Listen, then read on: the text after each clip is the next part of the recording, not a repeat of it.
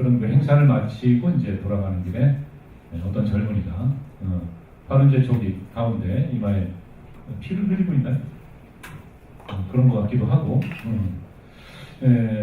저 젊은이가 이제 폭탄을 던진 거죠. 근데 안타깝게도 폭탄이 거의 그 불발탄에 가까웠어요. 그래서 이제 노렸던 것은 이제 일본 천황인데 천황 대신에 그 마차를 끌던 말이 조금 다쳤다고 해요.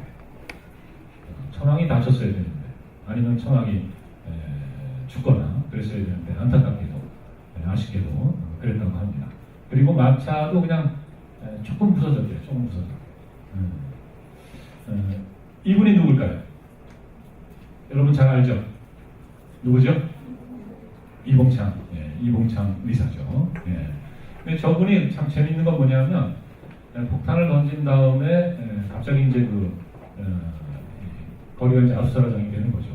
그리고 좀 수상해 보이는 사람을 이제 일본 경찰들이 막 잡는데 보니까 그 다른 사람들을 막 잡고 막 때리고 그랬다 그래요. 근데 이제 그걸 보다가 이분이 이제 그 저기 폭탄 던진 건 나다. 무고한 사람은 때리지 마라.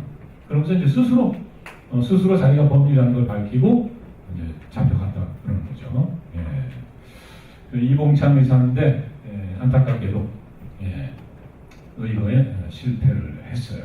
그리고는 이제 대역죄, 천황폐그 폭탄을 던졌기 때문에 1932년 10월 10일 도쿄 이치가의 형무소에서 사용됐습니다. 이때 나이가 31였나? 이분이 그 1901년생이에요. 굉장히 젊은 나이에요. 그래서 이것은 아마 여러분 이런 사진 많이 보셨죠? 그죠?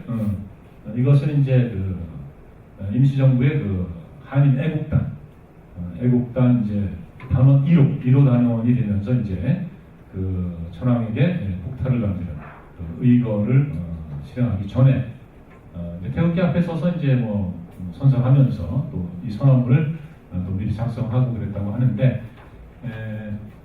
이 선서문의 내용은 그렇게 어려운 거 아니에요. 그냥 선서문 나는 적성으로서 뜨거운 마음이죠. 조국의 독립과 자유를 회복하기 위하여 애국단의 일원이 되어서 적국의 수계니까 이게 천황이죠. 수계를 도륙하기로 맹서하나이다. 대한민국 13년 12월 이렇게 되어 있습니다. 이제 이봉창. 아마 이제 이쪽 글은 다른 글이 쓴 것 같고요. 이 단원들이 이제 자기 이름만 이렇게 썼던 걸로 그렇게 이제 알려져 있는데, 근데 이제 저런 것들이 뭐라 그럴까요? 저런 선서문을 보면 여러분 어떤 생각이 들어요? 어떤 마음으로 저런 걸 썼을까? 저건 이제 일종의 유서죠, 유서. 죽으러 가는 길에 마지막으로 남기는 글이다. 이렇게 볼 수도 있어요. 그러니까 역사를 이해한다는 게 좀 어려워요. 근데 이제 내가 만일 그때 살았다면 나는 어떻게 했을까? 이렇게 한번 대입을 해보는 거죠. 그럼 어떻게 했을 것 같아요? 만일 그때 이봉창 의사처럼 그런 젊은이로서 살고 있었다. 이름 뭐예요? 전예준. 전예준 군은 어떻게 했을 것 같아요? 어떻게 행동했을 것 같아요? 저렇게 선서문 딱 쓰고 폭탄 들고 일본으로 갔을 것 같아요? 안 그랬을 것 같아요? 왜 안 그랬을 것 같다고 대답해요? 너무 솔직한 건가? 사실은 쉽지 않은 일이죠. 쉽지 않은 일인데 과연 뭐가 이봉창 의사를 저렇게 움직이게 했을까? 이런 걸 이제 한번 생각해 볼 수가 있겠죠. 앞서 말씀드렸는데 이봉창 의사 의거는 실패했어요. 그래서 사실은 이제 천황을 죽이지는 못했지만은 이것이 이제 그냥 실패로 끝나는 것은 아니다. 그래서 이제 몇 가지 이제 역사학자들이 얘기를 합니다. 일단은 이제 일제의 부당한 식민 지배를 고발했다. 폭탄을 던지는 의거를 일으키고 해서 고발했다. 또 조선인의 자주 독립 의지를 표출했다. 의열투쟁의 밑거름이 되었다. 이렇게 써놓으면, 이렇게 얘기하면 무슨 내용인지 이해가 잘 돼요? 저게 무슨 말일까? 이해가 돼요? 이해가 돼요? 딱 한 학생만 고개를 끄덕끄덕 하고 있어요. 일본이 이제 1910년에 조선을 식민지로 만들었죠. 그리고 이제 일본은 국제사회, 어떻게 이제 선전을 하고 있었냐면, 일본이 이제 조선을 지배하면서, 조선이라는 사회가 발전하고 있다. 그리고 조선 사람들의 삶이 나아지고 있다. 뭐 그렇게 이제 선전을 하는 거죠. 그리고 조선 사람들도 일본의 지배를 환영하고 있다. 그렇게 선전하는 거예요. 뭐 언론을 통해서나 또는 뭐 박람회 같은 뭐 그런 행사를 하면서 이제 그렇게 선전을 하는 거죠. 그럼 실제 국제사회가 이제 그렇게 이해하기가 쉬워요. 그런데 사실 이제 조선 사람들은 그렇지 않다는 것, 일본의 지배를 받아들일 수 없다는 것, 이런 것을 폭탄을 던짐으로 해서 얘기를 하는 거죠. 외치는 겁니다. 그래서 이제 국제사회가 조선 사람들이 그 일본 지배 이런 것을 뭐 좋아하지 않는구나, 그런 것을 이제 알게 되고 다시금 이제 조선 문제 이런 거에 대해서 이제 생각을 하게 되는 거죠. 조선인의 자주 독립 의지를 표출, 뭐 우리는 독립하고 싶다, 뭐 그런 얘기를 하는 거고, 의열투쟁의 밑거름이 됐다는 게 이게 또 이게 굉장히 중요합니다. 그러니까 요 시기에 사실은 이 조선의 독립운동, 약간 좀 뭐라 그럴까, 이렇다 할 어떤 그 투쟁 전략이라든가 이런 것을 좀 세우지 못하고 약간 그 소강 상태라 그럴까, 뭐 그런 어떤 시점이었을 수도 있어요. 특히 이제 임시정부 같은 경우에는 이제 그런 상황이었는데, 이제 흥미로운 것은 이봉창 의사의 의거가 실패했지만, 천황을 죽이지 못했지만은 그 이후에 많은 사람들이 임시정부를 찾아옵니다. 나도 이봉창 의사처럼 그렇게 의열투쟁에 참가하겠다. 나를 써달라. 그러니까 자신들도 이 조선의 독립을 위해서 목숨을 바치겠다는 거죠. 그 가운데 한 분이 윤봉길 의사예요. 그 가운데 한 분이. 그래서 윤봉길 의사는 이봉창 의사도 그렇고 윤봉길 의사도 그렇고 이름에 그 봉자가 들어가죠. 이름에 봉자가 들어가면 좀 촌스러워요? 안 그래? 어떤 사람이 그러더라고. 이름에 봉자가 들어가면 촌스럽대. 봉구라든가 봉철이라든가. 그래서 제가 아니 그 이봉창 의사나 윤봉길 의사도 촌스럽다 그랬더니 자기가 말 실수했다고 그런 적도 있었는데, 이거 같은 해입니다. 1932년 불과 이제 3개월 후에요. 이때는 이제 어떤 일이 있었냐면 그 일본이 중국 상해를 침략했습니다. 근데 중국 군대가 그때 한 30만 정도가 상해를 지키고 있었는데 그 일본군을 막아내지 못했어요. 그리고 나서 일본 군대가 이제 상해를 점령을 하죠. 그런 다음에 이제 자기네들이 이겼으니까, 전투에서 이겼으니까 그 전승을 축하하는 그런 행사를 하는 겁니다. 그리고 이제 천황의 생일이기도 하고, 그 행사장에 바로 이제 윤봉길 의사가 폭탄을 던지는 거죠. 그러니까 윤봉길 의사가 윤봉길 의사는 사실은 그 독립운동을 하기 위해서 상해에 와 있었어요. 근데 기회를 보고 있다가 이제 이봉창 의사 의거 이후에 이제 김구 선생님을 찾아가서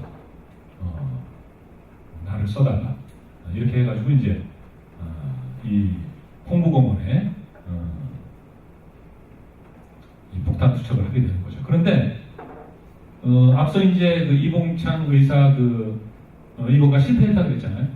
근데 그 실패한 만한 그 이유가 있어요. 뭐냐면 그때는 별로 그 준비가 안 돼 있었습니다. 그러니까 이봉창 의사를 배를 태워가지고 그냥 혼자 일본으로 보냈어요. 이봉창 의사는 혼자 일본을 돌아다니다가 아무튼 그 광경식 행사, 이때 이제 폭탄을 던지면 되겠다 해가지고 혼자 또 갔어요. 근데 이봉창 의사는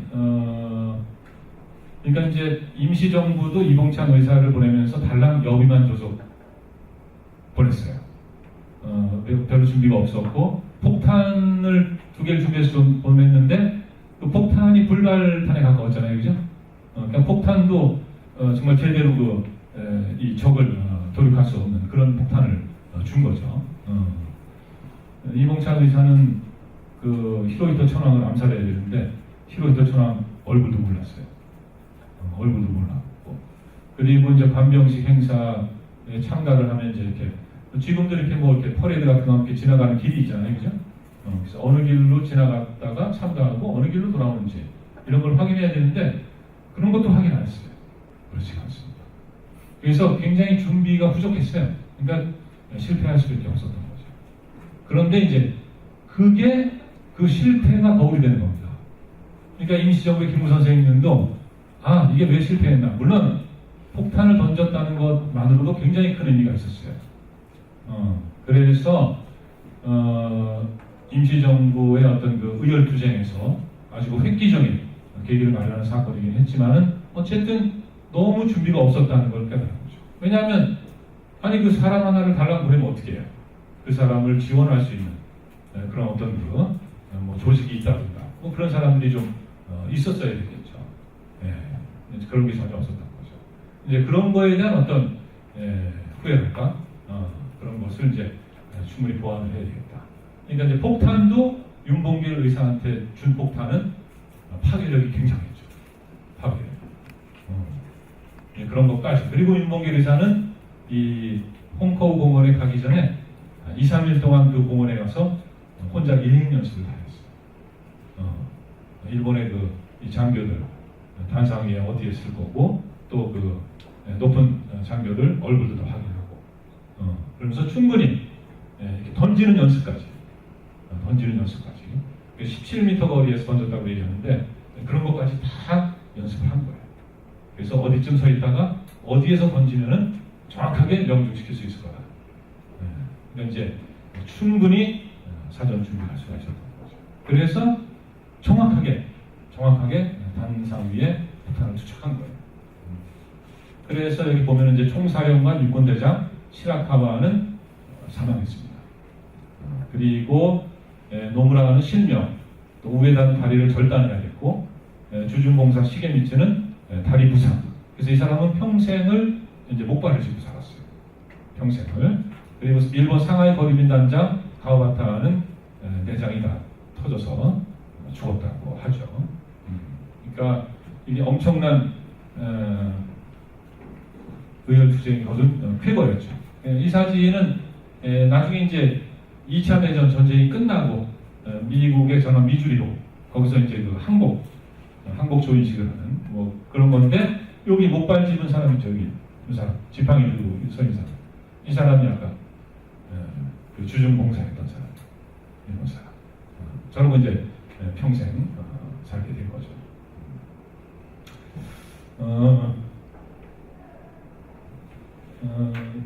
윤봉길 의사도 이렇게 똑같은 선서문을 썼어요. 썼는데 조금 다른 내용은 여기 보면은 이제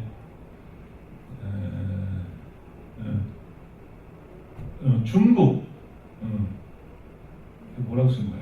중국을 침략한다. 이런 문구가 하나가 추가가 되어 있어요. 그러니까 저것은 이제 저때 이제 일본이 그 상해를 침략하고 점령을 하고 있었고 중국 사람들이 일본에 대한 반감이 이제 하늘을 찌를 때죠. 근데 이제 윤봉길 의사의 그 홍커우 공원 의거가 성공을 하면서 그 당시에 이제 중국의 이제 총사령관이었던 장제스라는 분, 저분이 어떤 얘기를 했냐면 이제 중국 군대 30만이 해내지 못한 일을 조선의 한 청년이 했다. 굉장히 이 중국인들에게도 굉장히 속이 후련한 감명 깊은 그런 사건이었던 거죠. 그래서 이 이후로 또 어떤 일이 벌어지냐면요, 이 중국의 이 국민당 이 장제스 이 정부가 우리 그 임시정부 여러분 우리 임시정부가 굉장히 중국에서 힘들게 어렵게 그 독립운동을 했다 이런 얘기 많이 들었죠. 이 사건 이후에 임시정부를 아주 적극적으로 도와줍니다. 이 사건. 그리고 실제 이제 중국 사람들도 이 윤봉길 의사 의거 이후에 조선 사람들하고 우리가 한편이구나. 공동의 적은 일본이구나. 이제 그런 어떤 확신을 갖게 되는 거죠. 그래서 이제 공동전선을 형성하면서 항일 투쟁을 하게 됩니다. 그리고 이제 뭐 당연히 국제사회도 역시 이제 조선 사람들은 독립을 원하고 있구나. 일본의 그 지배라는 것이 부당하구나, 부도덕하구나 이런 것을 이제 알게 되는 거죠. 근데 이런 얘기는 제가 조금 줄여서 할게요. 윤봉길 의사는 어떻게 보면 어려서부터 이 독립 그 투사의 길에 일찌감치 들어섰다 이렇게 얘기할 수 있을 것 같아요. 어렸을 때부터 아무튼 민족 정신도 강했고 이 조선이 독립을 해야 된다 그런 생각을 하고 있었죠. 그래서 그 농촌에서 이제 계몽운동 같은 것도 하고 야학도 하고 또 이제 농촌의 어떤 그 생산을 증식시키는 뭐 그런 일들도 하고 그런데 이제 그런 것들이 아무튼 조선 땅 안에서 여의치 않다 이런 생각을 하고 출가를 하게 되죠. 중국으로 이제 넘어가는데 그때 이제 남긴 얘기가 있어요. 장부출가 생불한. 장부출가 생불한. 그러니까 저건 뭐냐? 그러니까 사나이가 집을 나서면 살아서 돌아오지 않는다 그런 거죠. 그러니까 이제 저분도 이미 집을 나설 때부터 나는 그 조국을 위해서 내 목숨을 던진다 그런 생각을 한 거죠. 그리고 이제 이봉창 의원 후에 이제 김무선책을 만나서 저렇게 이제 한 거고 1932년 12월 19일 오전 7시 17분 일본 카나자와 형무소에서 총살당합니다. 이때 나이가 1908년생이니까 아마 25인가 그래요. 정말 젊은 나이에 그죠? 여러분 조만간 25 되죠? 아닌가? 아직 멀었나? 인생의 전환 그런 걸 이제 이봉창 의사에게서 발견할 수가 있죠. 근데 이제 그렇지 않고 진짜 아까 이봉창 의사도 나는 신일본이다 이랬잖아요. 근데 진짜 나는 일본 사람이다 이렇게 생각하는 사람들 많습니다. 그래서 일본 제국의 신민이 돼서 일본이라는 나라라는 그 안에서 출세하려고 했던 사람들 바로 그런 분입니다.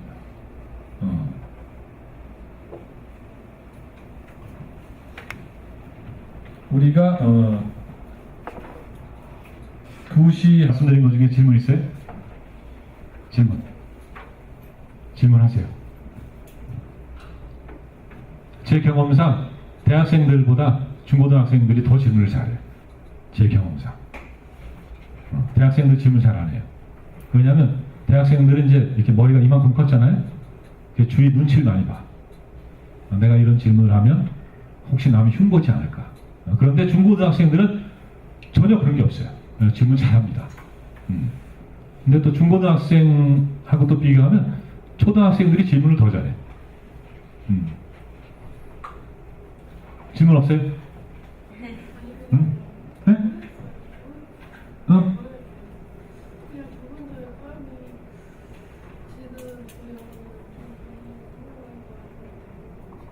안 들려요. 뭐라고요? 어떻게? 다시 한번 크게 얘기해봐. 여기 우리 친구들 다 들을 수 있게. 생각이 많다. 그래서 생각이 너무 많아서 지금 뭘 질문해야 될지. 그럼 생각이 없는 학생이 한번 질문해봐요. 그럼. 저 학생은 생각이 많아서 지금 질문 못하는 거고. 3명 중에. 윤봉길 의사가 멋있어요? 이봉창 의사가 멋있어요? 누가 더 멋있어요? 이런 거 물어보는 게 바보죠, 그죠? 둘 다 멋있죠, 둘 다. 근데 우리가 이제 일제 지배를 받지 않았으면은 저 두 분이 그렇게 일찍 죽을 이유가 없는 거죠. 근데 이제 지금은 이제 그 시대하고는 너무나도 다른 세상이에요. 우린 지금 뭐 위해서 뭐 저렇게 이봉창 의사나 윤봉길 의사처럼 폭탄을 들고 적진에 뛰어들어서 목숨을 걸고 싸워야 되는 뭐 그런 건 아니죠. 쭉 넘어가서 사전을 만드는 것이다. 그러니까 이 사전이라는 게요, 여러분 저 공부하다가 모르는 낱말이 있다. 얼른 사전 찾아봐야지. 여기서 친절하게 설명을 해주네. 뜻풀이가 이거구나. 단순히 그런 어떤 설명, 낱말에 대한 그 의미 해석, 이것만 주는 게 사전이 아닙니다. 사전이라는 것은 그 말을 사용하는 사람들, 그 민족들의 모든 것이 담겨 있다고 얘기를 해요. 그래서 그 민족의 총체라고 얘기를 합니다. 그러니까 이건 뭐냐면, 나라가 없어졌어요? 말마저, 언어마저 없어지면은 이 민족이 완전히 없어지겠다 라는 생각으로 사전을 만들기 시작하는 겁니다. 그러니까 주시경 선생이 만들어 놓으신 한국어의 문법, 기초, 이것을 실현하고 집대성한 분이 최연배 선생입니다. 그래서 최연배 선생님의 우리말본이라는 문법책이 있는데, 그게 이제 일제 때 나왔죠. 그런데 지금도 그걸 뛰어넘는 책이 없다, 이렇게 얘기를 해요. 어떻게 보면은 지금 우리가 쓰는 한국어, 이것은 다 이 최연배 선생의 우리말본에 근거하고 있고, 그 최연배 선생의 학설은 주시경 선생한테 나온 거란 말이죠. 그런데 바로 이제 조선어학회, 이 글은 1930, 제 추측에는 35년이나 36년쯤인 것 같아요. 그러니까 이제 이 일제시대에도 조선어를 이렇게 공부할 수 있었습니다. 한글 공부할 수 있었고, 한글 강습회 같은 것도 있었어요. 그런데 1935년 들어가면서부터는 일제가 그런 걸 못하게 이제 탄압을 합니다. 그러니까 이제 그런 상황에서 아마 아주 그 절박한 위기감을 느끼셨던 것 같아요. 그래서 이것은 종로 어딘가 인사동쯤일 수도 있어요. 그 식당에 갔는데, 이제 식당에, 여러분 저 가끔 식당에 가면은 그 연예인들 막 이름 이렇게 사인 걸려있고 이런 거 보죠? 그죠? 그러니까 이제 이 당시에는 최연배 선생님이 아주 그 저명한 학자니까 식당 주인께서 부탁을 한 거겠죠. 선생님 사인 하나 부탁드립니다. 근데 쓰신 게 이제 한글이 목숨입니다. 그렇게 느끼셨던 거예요. 이걸 목숨처럼 지키지 않으면 안 된다고 느끼신 거죠. 그리고 실제 그걸 지키기 위해서 조선어학회는 최연배 선생님을 비롯해서 많은 분들이 활동을 하는 겁니다. 이것은 여기 가까워요. 정덕도서관에서 바로 앞에. 지금은 그 옛날 건물은 없어지고 다른 건물이 들어서 있는데, 거기 가면 이제 조선어학회 턱 이렇게 써 있어요. 이렇게 표지석이 있습니다. 근데 이것도 이제 이 정세권이라는 건축가가 이 조선어학회에 그 사무실을 기증한 겁니다. 건물을. 조그만 건물 하나 기증했어요. 이게 뭐냐? 조선어학회가 가난한 거죠. 가난해. 왜 가난하냐? 이분들은 언어 독립운동, 이 조선어 독립운동을 하기 위해서 세속적인 출세의 길은 포기한 겁니다. 그러니까 여기 이 국어학자들이 지금도 대학의 뭐 학자다 그러면은 공부 많이 하신 분들이죠. 공부 많이 하신 분들은 그만큼 또 기회를 가질 수 있어요. 그런데 그런 것들을 다 포기한 겁니다. 다 포기하고 오로지 이 조선어를 연구하고 또 보급하고 이것을 지키는 독립운동을 하고, 그러니까 뭐 아주 힘들게 어렵게 궁핍하게 살 수밖에 없었던 거죠. 그리고 건축가 이 정세권 선생님은 어떤 분이냐? 이분도 아주 흥미로운 분입니다. 여러분 요즘 여기 바로 북촌마을이죠? 북촌마을? 이 북촌마을을 건설한 분이에요, 이분이. 그러니까 일제 때 저쪽 청계천 저 아래 지은 분이 바로 정세권 선생입니다. 여기 북촌마을 한옥들이 다 똑같이 생겼죠? 여러분 골목 걷다 보면 그런 거 안 느껴요? 조그맣고 다 똑같이 생겼어요. 그러니까 요즘 아파트들 똑같이 짓는 것처럼. 그런데 아무튼 그 정세권 선생이 조선어학회 건물을 기증한 겁니다. 그래서 여기서 이제 연구를 하고 그러고 있었는데, 다른 사람들이 다 창시를 할 때 이분들은 창시를 안 했어요. 그러니까 이분들은 여러분 조선어학회 사건이라고 들어봤어요? 조선어학회 사건? 들어봤어요? 조선어학회 사건이라 가지고 다 잡혀 들어갔잖아요. 그리고 가서 보니까 아무도 창시한 사람이 없는 거예요. 그래서 이분들 유치장에 갇혀 있을 때 일본 경찰이 그냥 강제로 창시시킨 겁니다. 다 잡은 다음에. 그런데다가 보세요. 여기 변절. 신기한 게요. 아까도 제가 친일파 무슨 뭐 반민족 행위자, 민족 반역자 이런 얘기 했잖아요. 그 유명한 소설가 이광수 이런 분은 아주 대표적인 친일파라고 얘기하죠. 그런데 그분 말고도 뭐 변절자들 많아요. 많습니다. 조선어학회에 있던 분들 단 한 명도 변절자가 없어요. 왜 그랬는지 저도 몰라요. 변절자가 있을 수 있거든요.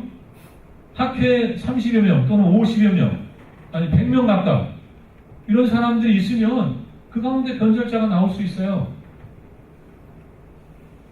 근데 신기하게 없어요. 함흥냉면도 맛있죠. 바로 이제 함흥영세고등여학교 학생 박영희라는 학생의 일기장에서 어떤 게 나왔느냐. 국어를 사용했다가 혼난다. 국어를 사용했다가 혼난다. 저 당시 국어는 뭐죠? 일본어죠. 그런데 학교에서 일본어를 사용했다가 혼난다. 그럼 그 시절은 말이 안 되는 거예요. 왜냐? 학교에서는 이제 철저하게 일본어를 써야 돼요. 조선어를 쓰면 안 됩니다. 그래서 조선어를 쓰면은 벌칙이 있었어요. 그때는 선생님한테 그 벌 받고 그랬단 말이죠. 그런 그 때예요. 이 1942년, 41년 이때는 그런 때입니다. 학교에서 이제 조선어를 가르치질 않아요. 일본어를 써야 돼. 그런데 조선 사람들은 집에서 조선어를 쓰기 때문에 학교에 와서 또 같은 조선 사람 학생 친구 만나면 당연히 조선말로 밥 먹었니? 이렇게 물어보죠. 그죠? 그래가지고 이제 선생님한테 벌 받는 거예요. 그런데 이게 이상하잖아요. 일기장에. 국어를 사용했다가 혼났다.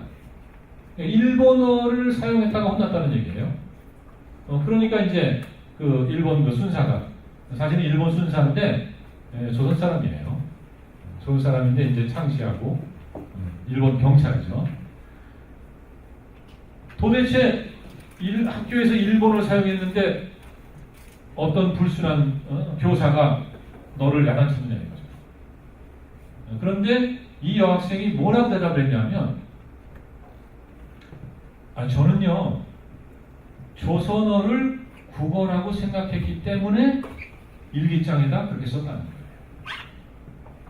그럼 어떤 얘기가 되죠? 학교에 갔다가 방금 전에 제가 말씀드린 것처럼 조선말을 한 거예요. 조선말을 하고 선생님한테 혼났어. 그러면은 그거는 당연한 거예요. 그때는 아주 그 당시 일제로서는 아주 바람직한 거죠. 그러면 더 이상 이 여학생한테 추궁할 게 없죠.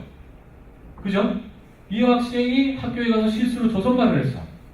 그리고 조선말을 했기 때문에 선생님한테 야단을 맞았다. 그러면 아무런 문제가 없죠. 그런데 그 일본 순사, 실제로는 조선인 야스다라는 사람인데 이 사람이 계속 추궁합니다. 어떻게?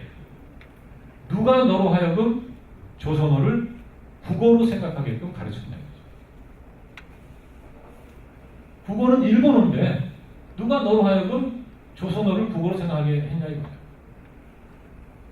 그래서 이제 조선어학회에서 사전을 만들고 있던 정태진 선생님이 처음으로 붙들려 가고 그리고 정태진 선생님이 붙들려 가서 고문을 당합니다. 옛날에는요 이 폭력이 난무하던 그런 시대였어요. 그래서 이 고문이라는 게 굉장히 심했습니다. 고문이라는 건 왜 하냐면 여러분 고문 왜 하겠어요? 고문 왜 할까요? 네? 증거가 없어. 그러니까 자백을 받아야 되거든요. 너 도둑질 했지? 아니요? 그런단 말이죠. 역사였어요. 그래서 이제 저는 나이 40살에 여기 성균관대학교 여기 가서 이제 성균관대학교 사학과에서 공부를 하고 거기서 이제 해방 후 조선어학기 활동연구라는 논문을 쓰고 박사학위 받았어요. 그런데 제가 이제 역사를 공부한 것은 워낙에 이제 제 관심사 셋 중에 하나였고 또 하나는 뭐냐 한글 운동을 하다 보니까 이 한글의 역사, 국어사 이런 거에 대한 궁금증이 있었어요. 그래서 이것을 역사를 공부하는 그 사학과에 가서 한번 해보자. 그리고 이제 사학과에 갔는데 아무도 이걸 가르쳐주는 사람이 없었어요. 왜냐하면 사학과에 계신 분들은 다 다른 걸 공부하세요. 그래서 제가 이게 국어 이런 거를 연구하는데 사학과를 선택한 게 잘못이었나 봅니다. 언젠가 녹두를 했어요. 그랬더니 어떤 국문학을 전공하신 교수님께서 뭐라 그랬냐면 국문학과에도 그런 거 가르쳐주는 사람은 없습니다. 뭐 그런 게 있었어요. 근데 아무튼 제가 이제 궁금해서 알고 싶어서 결국 이제 역사를 공부한 거죠. 후에는 요즘 표현으로 일도 없습니다.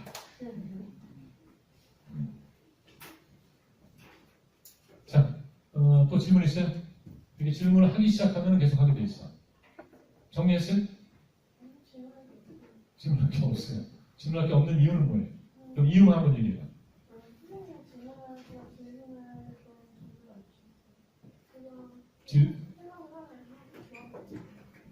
질문할 만한 자료를 안 줬어요?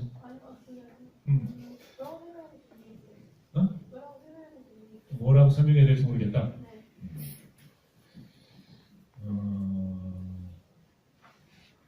지금은 이제 시간이 좀 그러니까 그걸 잘 정리해서 뭐라고 좀 설명을 해주세요. 누군가한테 잘 정리해서.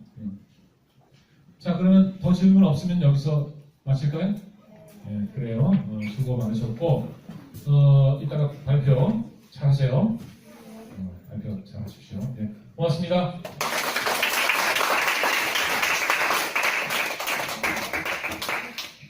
예, 좋은 강의 너무 감사드리고요.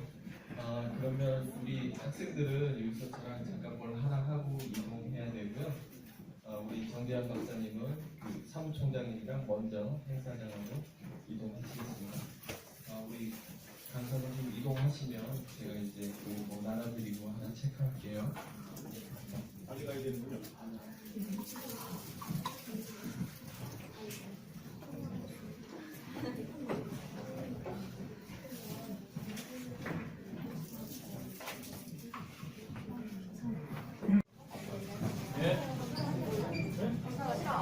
아마 심사를 해야 될 것 같은데.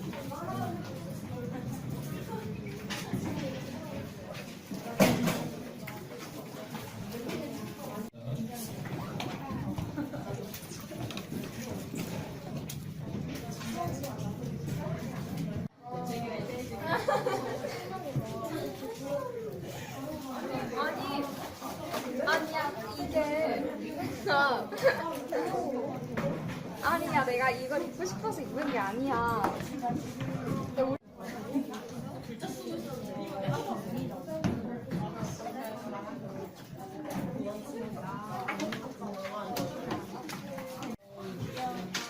오늘은 우리가 이제 이 자리에서는 마지막 시간이니까 나갈 때 그 뭐 먹었던 과자 그런 그 봉투 같은 거 뒤에다 잘 버려주시고 깨끗하게 정리하고 이동할 거예요.